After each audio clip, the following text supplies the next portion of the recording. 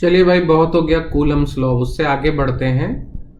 और अब point charge नहीं बल्कि एक पूरी रॉड है और इस रॉड पे क्यू चार्ज फैला हुआ है, डिस्ट्रीब्यूटेड है। रॉड के एक सिरे से दूसरे सिरे तक क्यू चार्ज एकदम बराबर से फैला हुआ है। लेकिन हाँ, दूर एक पॉइंट चार्ज भी रखा है। चलो, कम से कम दोनों में से एक तो पॉइंट चार्ज के फॉर्म में है और जो रॉड है वो एक डिस्ट्रीब्यूटेड चार्ज है, फैला हुआ चार्ज है। और मुझे इन दोनों के बीच में फोर्स निकालना है। चार्ज तो है ना यार, दो चार्ज है तो फोर्स तो लगेगा ही लगेगा।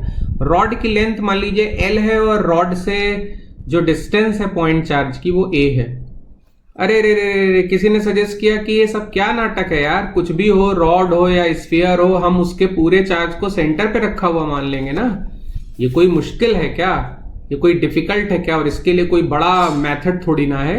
आप इस रॉड के पूरे चार्ज को सेंटर पे रखा हुआ मान लीजिए। किसी ने मुझे बताया कि भाई जैसे सेंटर ऑफ मास होता है ना, ऐसे सेंटर ऑफ चार्ज भी एक कॉन्सेप्ट होता है। रॉड के पूरे चार्ज को सेंटर पे रखा हुआ मान लो। चलो मान लो आंसर सही आ गया तो फिर अब ये मेथड हो जाएगा कि जब भी किसी बड़ी से बड़ी बॉडी पे चार्ज फैला होगा तो सारा चार्ज सेंटर पे रख देंगे। तो चलो मान लो रॉड का सारा चार्ज यहां सेंटर पे रखा है, तो फिर इस चार्ज से, सेंटर से इस पॉइंट चार्ज की डिस्टेंस कितनी हो जाएगी? अरे वो डिस्टेंस हो जाएगी L/2 प्लस A।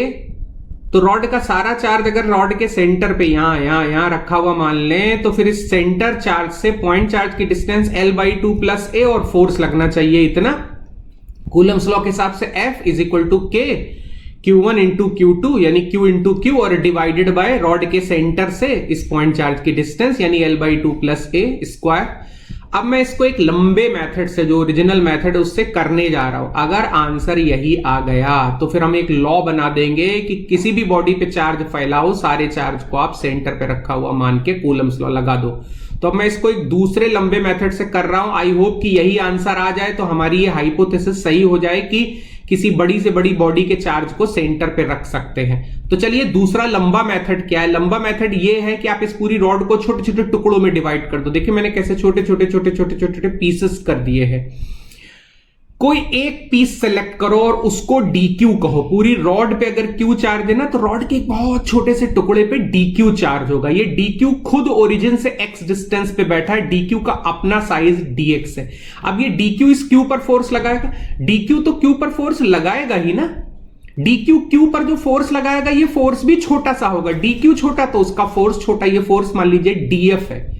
छोटे फोर्स को DF कह रहा हूं। लेकिन फिर हर DQ कहेगा कि मुझे भी इस Q पर, इस मेन चार्ज पे फोर्स लगाना है। तो हर DQ इस Q पर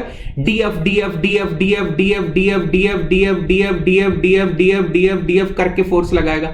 तो इस Q पर बहुत सारे DFs होंगे। सारे DFs ऐड कर दो तो इस Q पर टोटल फोर्स F आ जाएगा।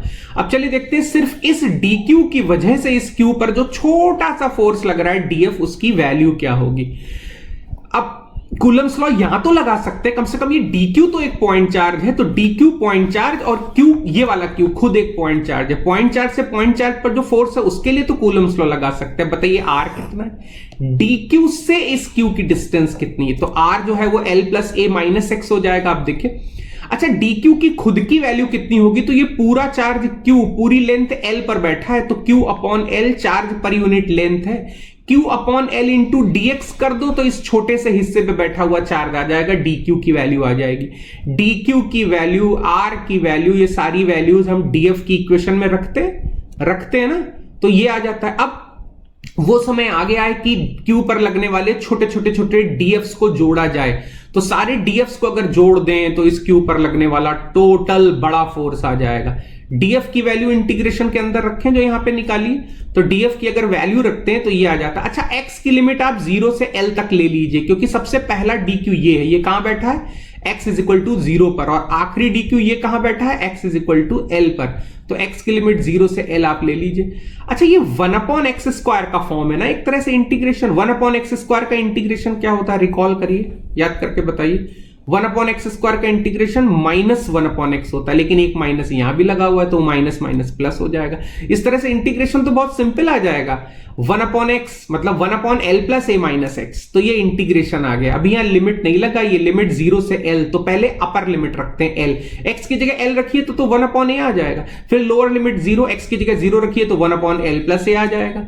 तो ये तो लिमिट लगाने के बाद 1/A minus 1/L plus A आ जाएगा। अब आगे एलसीएम ले लो, a into L plus A LCM हो जाएगा, और ऊपर क्या हो जाएगा, ऊपर l प्लस ए माइनस ए, ठीक है। तो ऊपर सिर्फ l बचेगा और नीचे a इंटू एल प्लस ए तो रहेगा, l से l कैंसिल कर दो। अरे करो, दिमाग में थोड़ा सा करो तो सिंपल सा फॉर्मूला आ जाएगा, ये f is equal to K Q Q upon a into L plus A, ये आ जा रहा है। ये कूलम्स लॉ नहीं है, ये K Q Q upon R square के फॉर्म में भी नहीं है, ये कूलम्स लॉ नहीं है। और सिंस आंसर ये नहीं आ रहा है, ये वाला आंसर नहीं आया जो हमने ट्रिक मानी थी कि पूरे चार्ज को सेंटर पर रख दे, तो ये वाला आंसर नहीं आया, तो इस तरह से ये मेथड गलत है। कभी भी किसी बॉडी के चार्ज को उसके सेंटर पे रखा हुआ मान ले, ऐसे नहीं कर पाएंगे। तो हमारा ये वाला फॉर्मूला सही है। इस फॉर्मूले को मैं वेरीफाई करूं, अभी मैं कुछ ऐसा करूंगा कि इस फॉर्मूले से आपको प्यार हो जाएगा और आपको कूलम्स लॉ के दर्शन फिर हो जाएंगे। चलो ए को एल से बहुत बड़ा करते हैं, चलो इस चार्ज को खिसकाते हैं और रॉड से बहुत दूर ले जाते हैं। अगर आप इस पॉइंट चार्ज को खिसका के रॉड से बहुत दूर ले जाएंगे, पीछे मुड़ के देखेंगे तो आपको पूरी रॉड भी एक पॉइंट चार्ज दिखेगी। रॉड की लेंथ मान लेते 1 मीटर है और आप इस पॉइंट चार्ज को खिसका के 500 मीटर दूर ले गए और वहां से मुड़ के देखेंगे तो पूरी रॉड भी आपको एक पॉइंट चार्ज दिखेगी। जरा फॉर्मूले में देखिए, ए के सामने जरा एल को नेग्लेक्ट करिए, ए के कंपैरिजन में इस एल को नेग्लेक्ट करिए ना, तो क्या आ जाएगा, तब तो के क्यू क्यू अपॉन ए स्क्वायर आ गई, तो कूलम्स लॉ बन गया। यानी एक फैले हुए चार्ज से जब हम पॉइंट चार्ज को बहुत दूर खिसका दे रहे हैं तो कूलम्स लॉ वापस क्यों आ जा रहा है, क्योंकि फिर ये फैला हुआ चार्ज भी दूर से देखने पे एक पॉइंट चार्ज बन जा रहा है। इस तरह से ये फॉर्मूला हमारा वेरीफाई हो गया। और ये विलेन, इसको मारो, यहां से हटाओ इसको, ये नहीं हो सकता, तो इसको हटाओ, गायब करो इसको, ये हो ही नहीं सकता। आप कभी भी किसी फैले हुए चार्ज को सेंटर पे रखा हुआ पॉइंट चार्ज नहीं मान सकते, तो फिर निकालेंगे कैसे, आपको ये पूरा प्रोसेस करना पड़ेगा, ये इंटीग्रेशन का प्रोसेस करके ही निकालना पड़ेगा।